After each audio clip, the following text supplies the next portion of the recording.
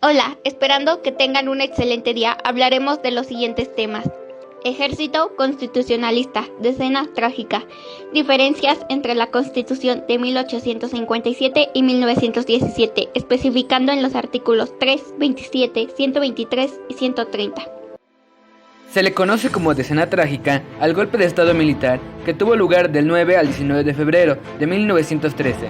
Esto con el fin de derrocar a Francisco I. Madero de la presidencia, junto a José María Pino Suárez, el entonces vicepresidente. La sublevación comenzaría en la Ciudad de México, donde un grupo de disidentes comandados por el general Manuel Mondragón se levantó en armas y liberaron a los generales Bernardo Reyes y Félix Díaz, quienes se encontraban presos. Posteriormente, decretaron el estado de sitio, representación equivalente al estado de guerra en situaciones especiales o de emergencia. Mientras tanto, el general Lauro Villar defendió el Palacio Nacional, pero fue herido y nombrado en su lugar Victoriano Huerta.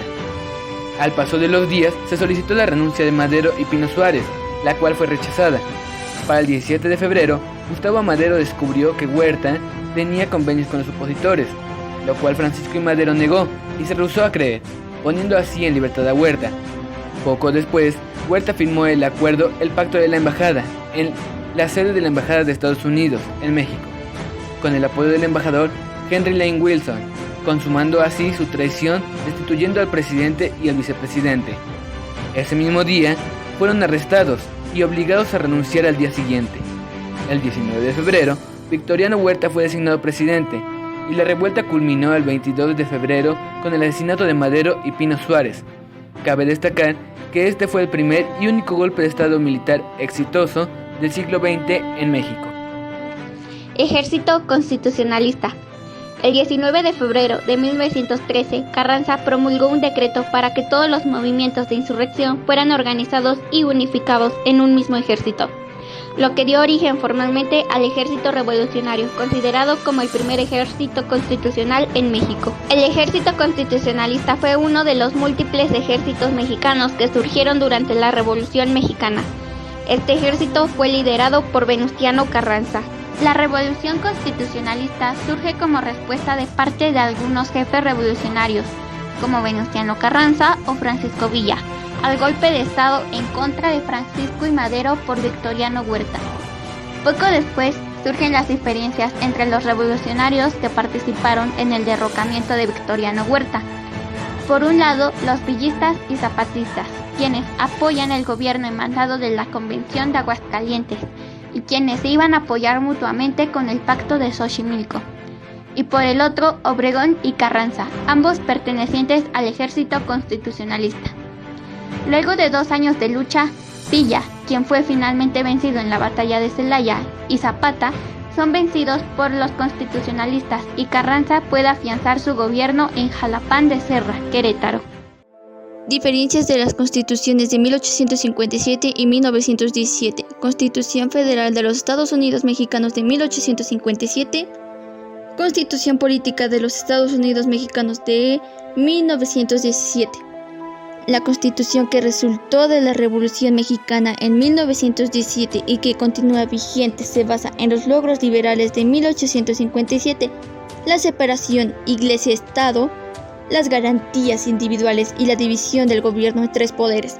En 1917 se eliminó la reelección y el cargo vicepresidente. El conjunto de leyes se considera un adelanto democrático, porque incluye beneficios para los obreros y campesinos, educación laica y obligatoria e igualdad entre los ciudadanos. Diferencias entre los artículos 3, 27, 123 y 130 de las Constituciones de 1857 y 1917. Comencemos con el artículo 3 de la Constitución de 1857. Este artículo dice: la enseñanza es libre, la ley determinará qué profesiones necesitan título para su ejercicio y con qué requisitos se deben expedir. Todo individuo tiene derecho a recibir educación. En el caso del mismo artículo, pero de la Constitución de 1917, dice: todo individuo tiene derecho a recibir educación. El Estado, Federación, Estados, Distrito Federal y municipios impartirán educación preescolar, primaria, secundaria y media superior. Estas deberán ser obligatorias, laicas y gratuitas.